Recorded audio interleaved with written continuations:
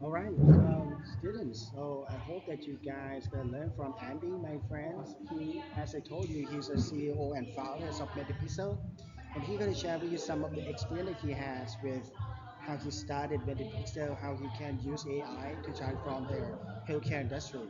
So go ahead, Andy. Thank you Oh, very much. thank you for the introduction. So, nice to meet you guys. My name is Andy, and as Paul mentioned, I'm the CEO and founder of Medipixel. So, I have been working with for Medipixel for like more than 6 years, and it's my honor to have an opportunity to share my experience with you. So, let me get started with my slides here.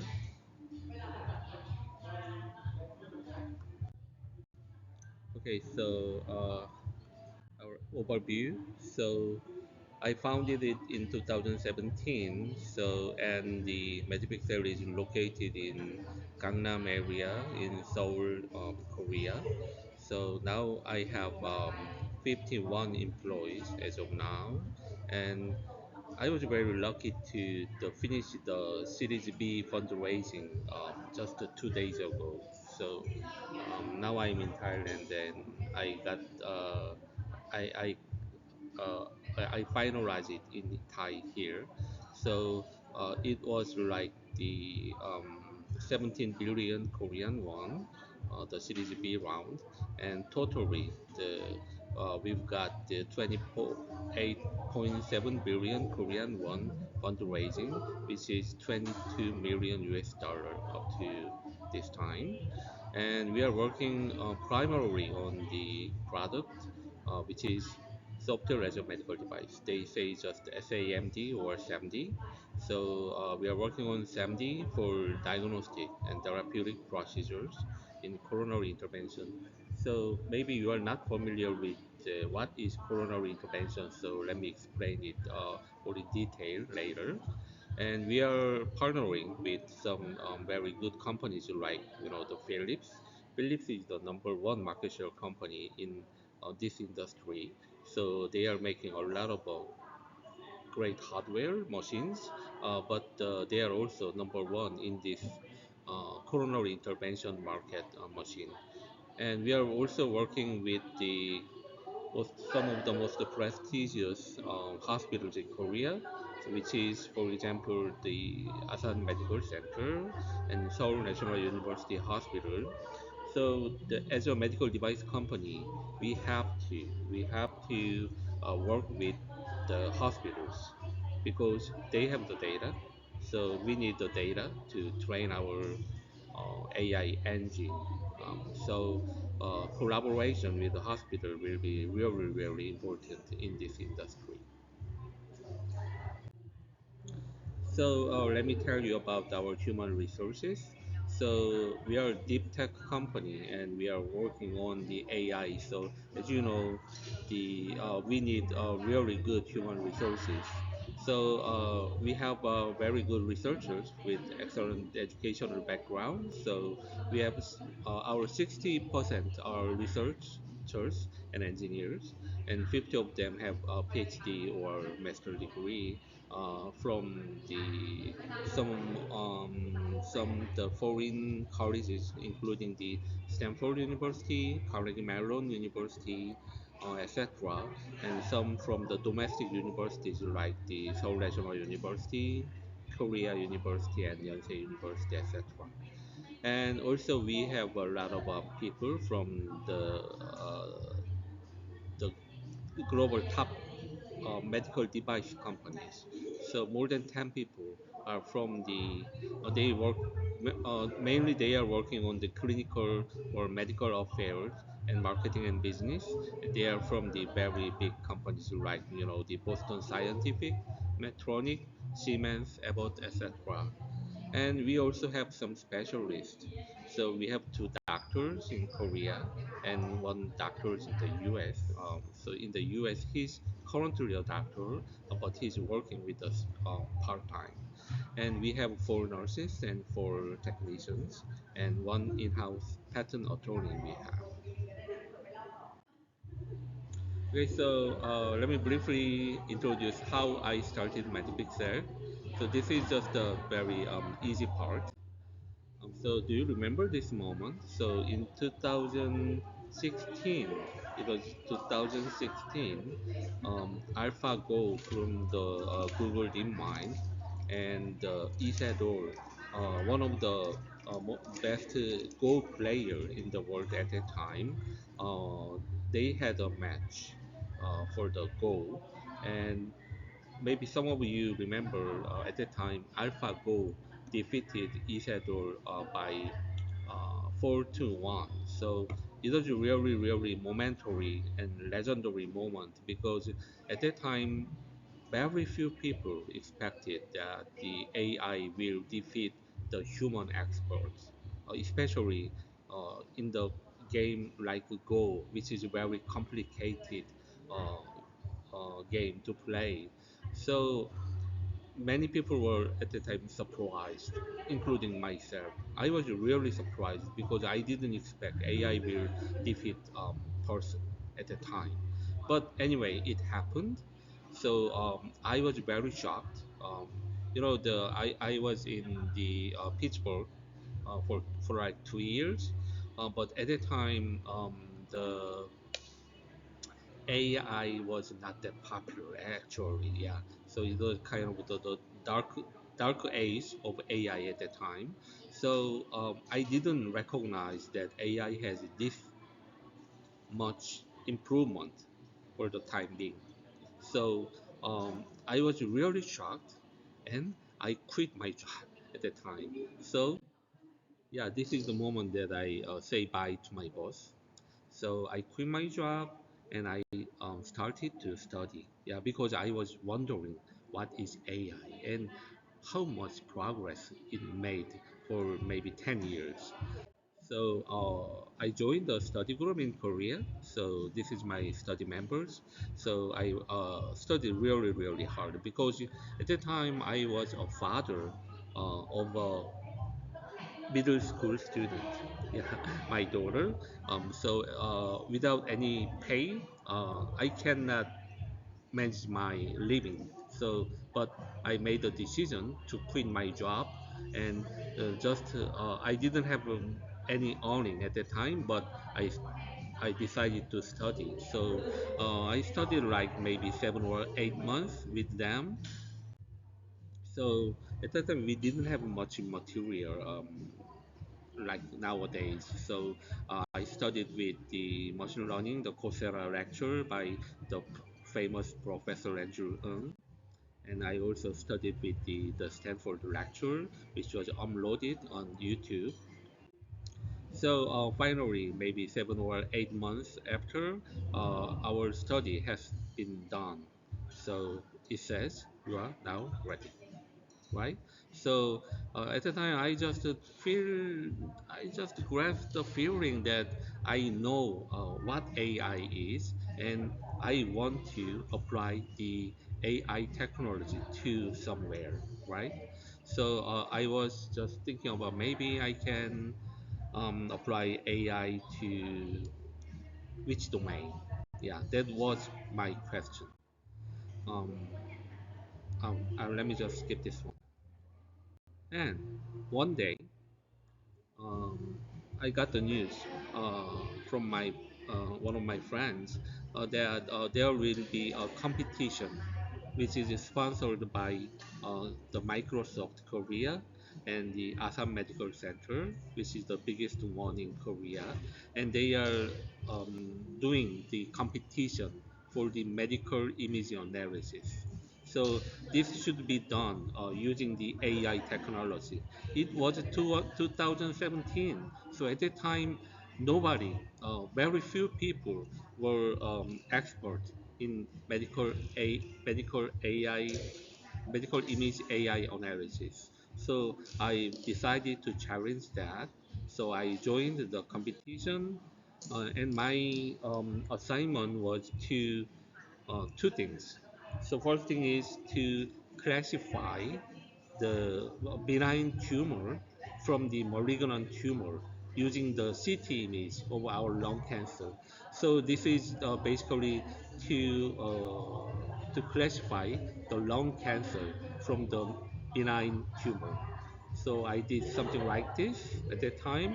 And the second thing was to segmentation of the benign or malignant tumor.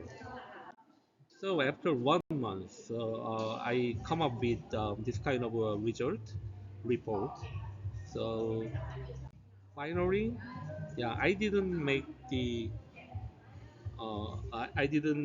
best award, but I was just awarded some awards. So this is the picture that we taken at the time. So yeah, I got this just one paper. So uh, I just thought that it was done. But at the time, one professor in the center, he called me and um, do you, do you want to do some research with me? He suggested. So, because I wanted to build my own company at that time, so I just replied, oh yes, I really wanted to do. So that's the moment that I could start my business. So it was 2017. So in Korea, there are some good thing is that we have a lot of opportunity uh, to have the share office for free. So some government support or some metropolitan government support, yeah, that kind of support can be done. So I got an office here in Seoul Center for Creative Economy and Innovation. So um, I made my name card, which looks very naive and ugly at this time. Yeah. So this is it. So this was the my office. So my office was just this desk here. So we just got one desk, but I just shared one desk with my co-founder. So there are two chairs over there. Okay, it was the start. So that office was located here. This is the map of the Seoul. So, and we, after like maybe 1.5 years, we moved here. This was also just for free. So we stayed here for 3 years until our employees grow to more than 10 members. And finally, we got our first paid office. So we stayed there for 2 years, and now we moved to this area. So um, I don't know if you have been to Seoul, but in Seoul there is a river here, the blue one, blue across the picture. This is the Han River. So the northern part of Han River is called Gangbu, and the southern part of the Han River is called Gangnam. As you can see, the size song, the Gangnam Style, right? Yeah, Gangnam Style. Yeah, Gangnam Style. yeah, Gangnam Style. Yeah, the by Psy. So we just moved to the Gangnam. So we are now located in this area. Okay, so that was about how I started my business, and now I want to tell you about what we are working on. So this is a little bit um, deep or a little bit difficult part. So CVD is cardiovascular disease. Um, I'm not sure if you are familiar with cardiovascular disease, but it is the leading cause of death globally. In Korea, it's the second cause of death. The first one is cancer, but globally, in a global sense, cardiovascular disease is number one. And to diagnose and to treat the disease, the mostly used method is coronary intervention. So maybe 20 years ago, they did the surgery. just think about the surgery. Surgery is a very big thing. They have to cut your, um, yeah, On your chest, right? yeah, yeah, Open your chest. yeah. Open your chest and do very dangerous things, right? But the intervention is a little bit different. So intervention is just to puncture, make the perforation. So make Skin. a very small hole in your skin, and it goes into your artery, and it goes to your coronary artery on the heart, right? So it is a kind of a minimally invasive method and less dangerous, much less dangerous, and just it the operation will be done just in 30 minutes. So compared to surgery, intervention is has a lot of benefits. So these days, surgery is happening very rarely, and intervention is more and more happening these days. So we Medipixel provide software as a medical device solution for coronary intervention. So our focus is to make it automated and real time. So as you know, the AI, it takes a lot of time for training, right? But the execution of AI is very fast. So we can come up with the result just in a second or 2 seconds. Excuse me. So this is the diagnosis part for the cardiovascular disease. So diagnosis is the decision making. If we move on to the PCI is the intervention. It's 3 months or not. Okay. So there are two ways for the diagnosis. First thing is a morphological thing. So they do morphological assessment. I mean, the they means the doctors, physicians. So they see the angiography here. Angiography is the X-ray of our coronary artery. Coronary artery looks like this.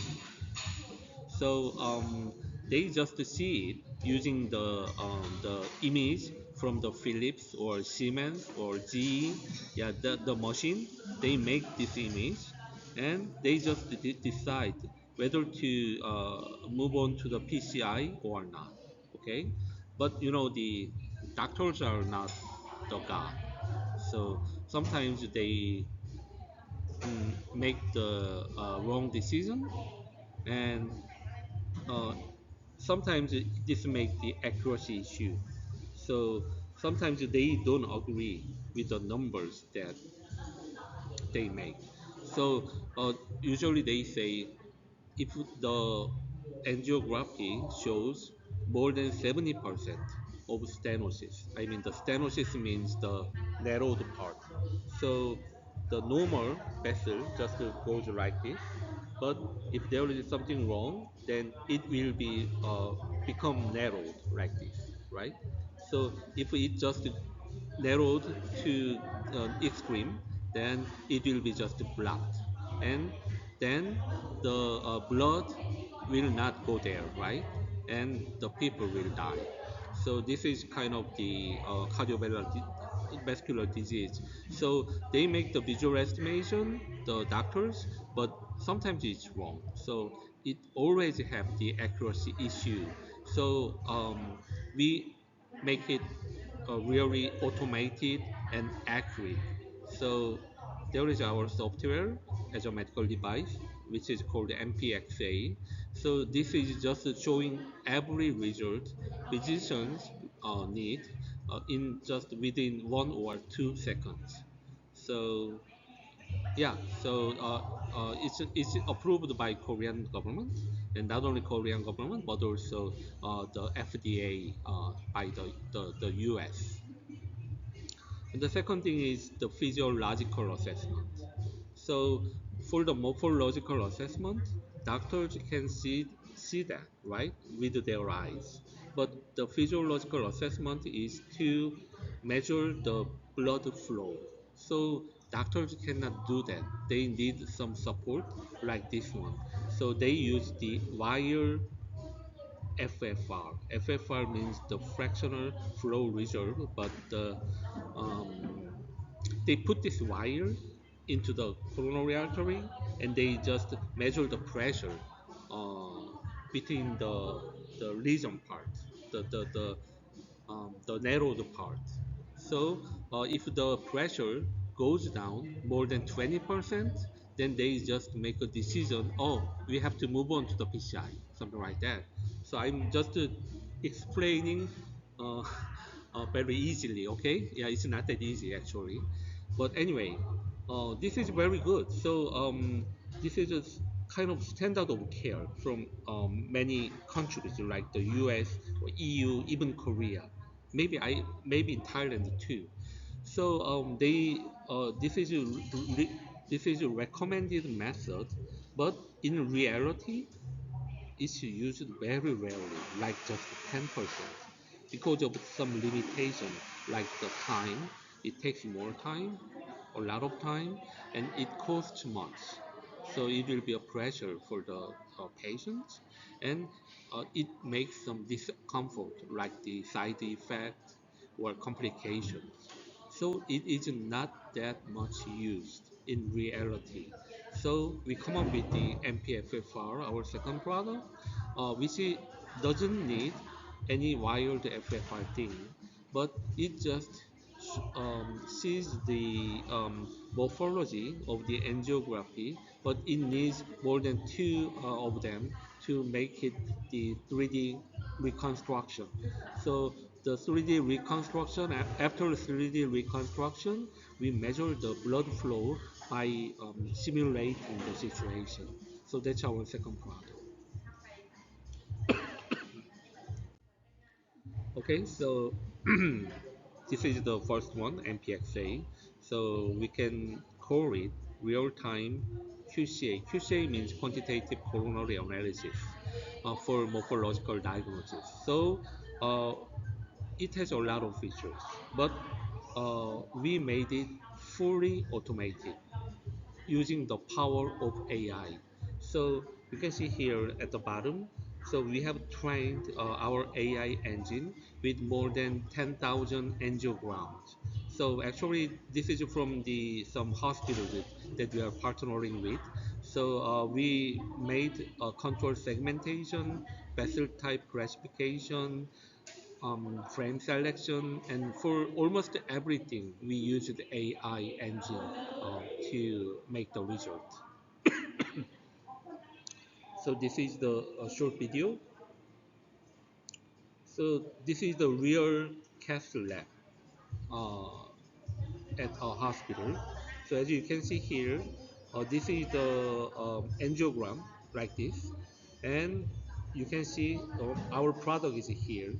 So it is showing the result almost in real time within just 1 or 2 seconds, like this. So physicians during their procedure, they get support from our software with the numbers that they think very important. Uh, yeah, very easily. Okay.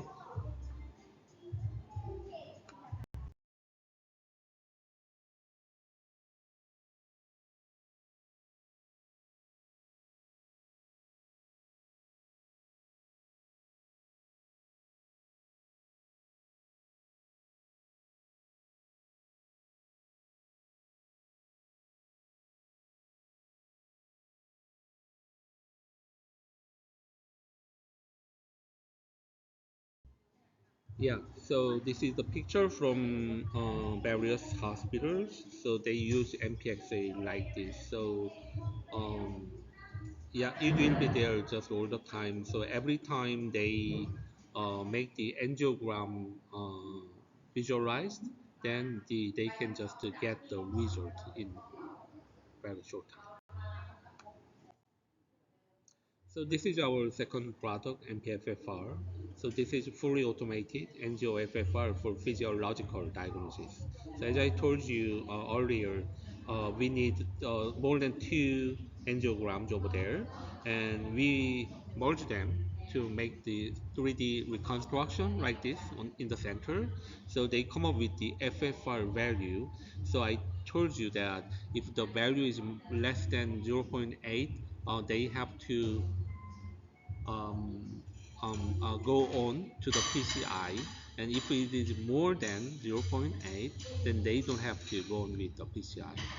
We also use the AI feature here. So uh, some of them are just shared with the MPXA, like the frame selection, control segmentation, something like that. But especially the CIP estimation. CIP means the common image point. So in from these two angiograms, we have to point out which point is which in two angiograms. So it's not easy even for the physicians. So we trained our AI engine to make it automatic. So yeah, this is our second product.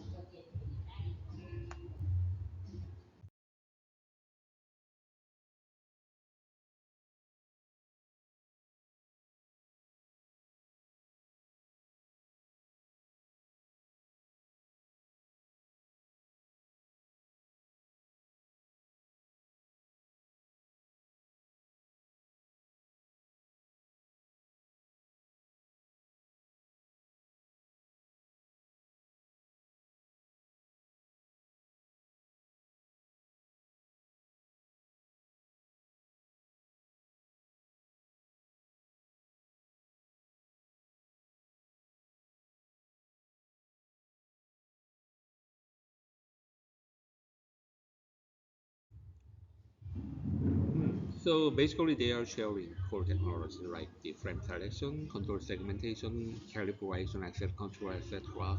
But the on the left, the MPXA is basically clinical decision support tool.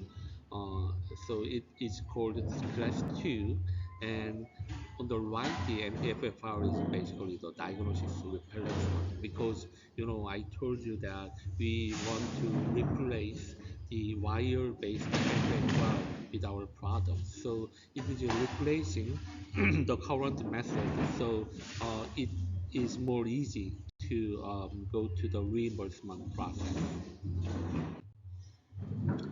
This is our competitive landscape. So, of course, we have some competitors in the world. So, usually for the imaging, many Dutch companies, the Netherlands companies are very good. So, so we have some competition in the software as a medical device area like this. On the yellow side will be about the QCA, the first product, and on the right, the blue part will be the FFR, the competition. So, many physicians in Korea, they are using our product. So they have a very good feedback. Sometimes very, very bad feedback we get because we cannot satisfy every physicians over there. But many of them are very satisfied. And if we get the bad feedback, then we make it. Um, we try to apply that to our machine, to our software. So we are making a lot of progress since doctors are using our product. So this is our leadership. So yeah, I founded Medipixel in 2017, and since then I have been the CEO.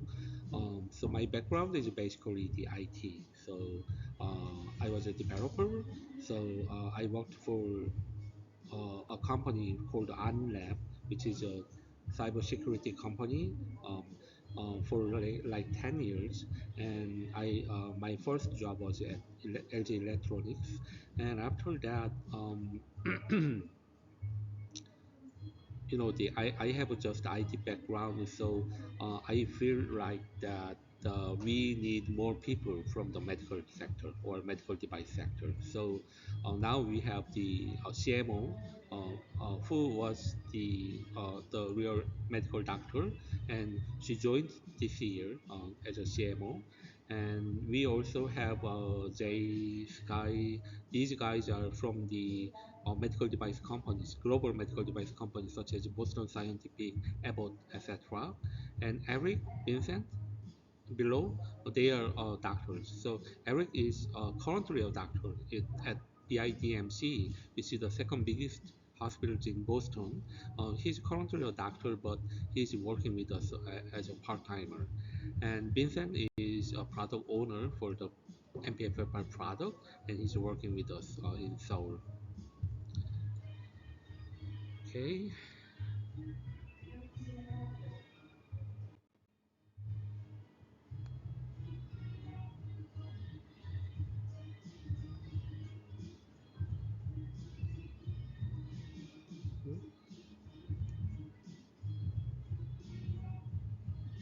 Oh, I cannot go back. I don't know why. Okay, so this is about the IP. So you know the patent is very important, very very important, especially when you start to make money globally. Then there is a lot of there are a lot of cases that they have a difficulty by the patent suit or something. So we have more than 30 registered patent in Korea, and we have six registered IP in the US, and more. We are having more registered IPs around the world. So not only IP registration, but also the landscape analysis and core technology analysis will be very important. So we have done it for several times, but we need it step by step, more and more. Okay, so this is it for what Medipixel is working on, and let me tell you about the recent update that we have. Actually, this year, so this March we got the FDA approval, FDA 510K clearance for the MPXA product. It takes like maybe more than 1.5 years because we started from the pre-submission, which is to have a kind of interview with the FDA reviewers. So even though it took a lot of times, but it was really helpful. Uh, so we got it finally this March. And this April, we established our US branch. So in Cambridge, Boston area. So this is the building, CIC building that our branch is located. And good thing is, the building a branch in the US will cost a lot usually. But the good thing is, we also had an opportunity to get sponsored by Korean government for the rent. So we will be using that office for 2 years for free. I was lucky to receive the minister's award, the Minister of Science and ICT. He gave me an award, so I was very honored. And also, our company accompanied a Korean president state visit to the US. So we are very honored to be with him, and we had a lot of opportunity to introduce our product to the people in the US at the time. We are making a lot of this kind of summit or conference. So sometimes we invite doctors and introduce our product to them. And this was about the technician gathering. So technician is doing a very important role with the doctors at the cath lab. So we invited the technicians from the 12 hospitals, and we held an AI image summit with them. Oops. Yeah, that was the PCR that was held in Paris, Europe, Paris, France. And recently we had an MOU with an Indian company, which is called IITPL, who is the angiography machine manufacturer like Philips or Siemens. So we made a very big licensing deal. So we will make like the 4.5 million US dollar revenue we are expecting.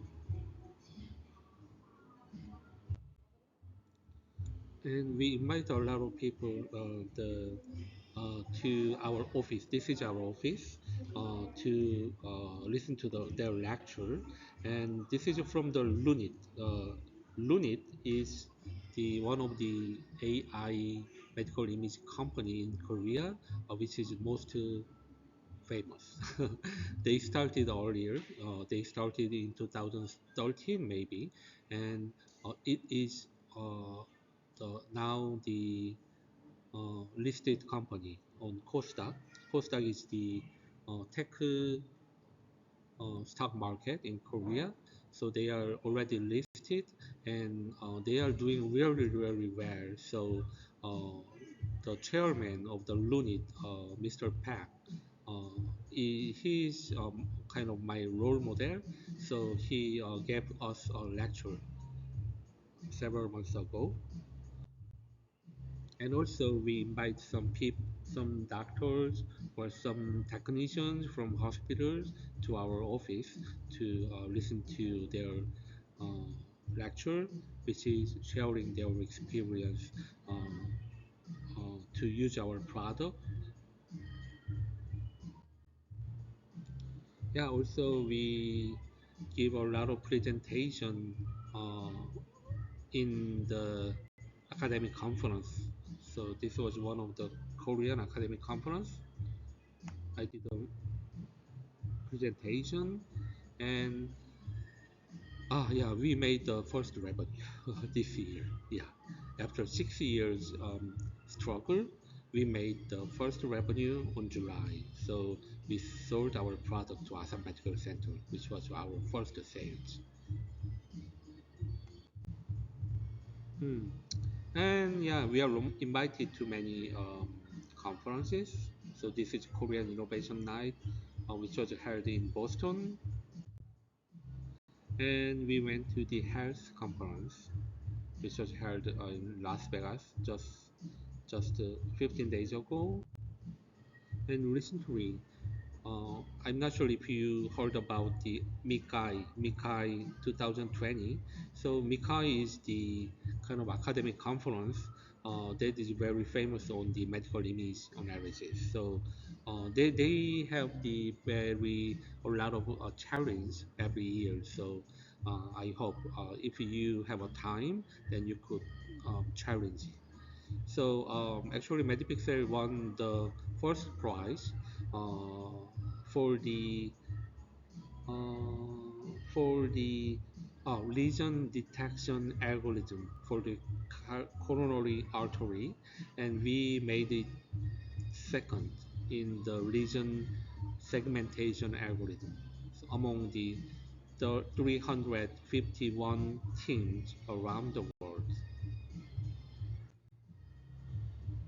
Okay, also, yeah, we are making a lot of research and development agreement with a lot of companies, but this was very memorable because University of Hospital Zurich is very famous for uh, performing the world first PCI in 2000, in 1977.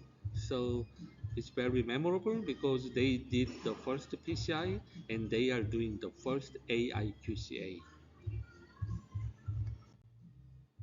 So yeah, at the beginning I have told you that we've just finished our Series B fundraising. So uh, the good thing is that the many the prestigious venture capitals in Korea they invested in us. So I'm very happy to announce that we successfully fundraised the Series B. So in this case, IMM is the number one, the biggest venture capital in Korea, and Premier, Company K, SBI, they are among the top five or top 10 venture capitalists. So I was very lucky to have their investment. So since you are the majoring in the AI, so maybe you are wondering the how AI is applied to the cardiovascular diseases. So I'll just show you some of them. So basically, deep learning in medical fields is very, very hot, very hot. Deep learning is hot everywhere, but especially the deep learning in medical fields is very hot. In case of Korea, five startup companies already did the IPO. So they are the listed company. I just mentioned the Lunit is one of them, but not only Lunit, but also Buno, JLK, Dimnoid, and CoreLineSoft. Those companies are all listed companies. They were just a very small startup companies just 6 or 7 years ago, but now they are listed companies. So deep learning, medical deep learning is very, very hot uh, in Korea too.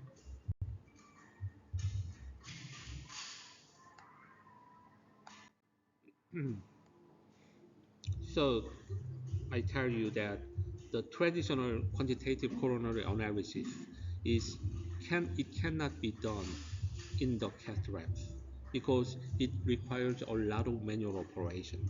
So it is just used by outside of cath labs. So for research or for just a report, academic report or whatever. But the AI-based QCA, the MPXA, is can be used out of cath labs, of course, but additionally, and more importantly, it can be used within cath labs. So real-time QA will be there, and it's always there. So it means it can act as the discussion platform among doctors, and sometimes between the doctor and technician, something like that. So this is a very important point, doctor said, and it will be like just procedure guiding tool because it's always there. It not only can be used the real-time QCA, but also it can be used as the something. So as they are doing the procedure, maybe we can show them the before stent status and after stent status, something like that. So they want to, many doctors tell me that MPXA should evolve into a procedure guiding tool. So that's a very important point. So again, MPXA here, MPFFR here. So I told you many automated features are developed using the AI engine. So let me show some examples. So our segmentation is, the segmentation is doing something like this, right? I want to go much in detail for the technology because you are uh, better than me. So I will just show some examples. So our control segmentation was just for the main vessels. As you can see here on the left, there are many vessels, but the main vessel and side vessel, but we only segmented the main vessel. So it was the 0.1 version. So after that, yeah, our segmentation technology evolved into the version 2.0, which is doing the segmentation not only for the main vessel but also for the side branch vessels. Okay, and it is very accurate. So we use three deep learning modules like UNet++, U square net, Deep Lab B3 Plus, something like that, and we perform the ensemble for these results. And so we get the dice score coefficient, like the more than the 0.92. Yeah. So the technology was applied for our the MPXA product here. So the segmentation, as you can see here, the yellow line is very accurate. So it's world-class segmentation result. And we also do a lot of things like the local refinement. So here, um, yeah, the sometimes um, near the lesion area, there is some the contour segmentation is not enough because the lesion is very in case the lesion is very severe. So in that case, we do that once again. We call it the local refinement, so make it more accurate. We use this kind of deep learning model, and you can see the result is much better than the before. We also do the deep learning for the vessel type classification. So basically, vessel type they have just the three. So this is just the tertiary. So it's not that difficult. Very easy kind of. So with our ensemble, we get the more than 99% accuracy. And frame selection. So basically, because of our heartbeat, we heartbeat is beating, right? So we the angiography is basically a movie clip. It's not still image. So we have to choose one still image. In this case, among 30, to which has the best view of the analysis for the analysis. So in this case, we use AI. So something like this. So we have a pretty good the frame selection accuracy. And there are so many. So we have some kind of semi-auto calibration and the interactive segmentation. When doctors want more segmentation, then we do the interactive segmentation and coronary angiogram classification, something like that. So we have a lot of features, but uh, I cannot say that we are applying AI for every feature, but in many cases we do that. So AI is very important, and it is making the extraordinary performance in many cases. So we are doing that. Yeah, and this is the last one, common image point selection. So they have to point out which point is which point among the two angiography, but we are doing that automatically using the AI engine. Mhm. Yeah, this is an example. Okay, this is it. So we have a long way to go actually, but for the QCA, we researched the spiral view, areocaudal view. Actually, this has been done recently, and we need more for the syntax for calcium detection and so on. And we also have to go to the guiding tool for the procedure. So pre-PCI versus post-PCI comparison or co-registration with the other modality, other imaging modality like the IBUS and OCT. So we are doing a lot of research. We are working very hard to make it. So yeah, this is my last page. So actually, this was the conclusion that I made a presentation on the recent academic conference. So basically, we believe that AI will just persistently drive the generation of sustained new value. and groundbreaking innovation in the field of coronary intervention.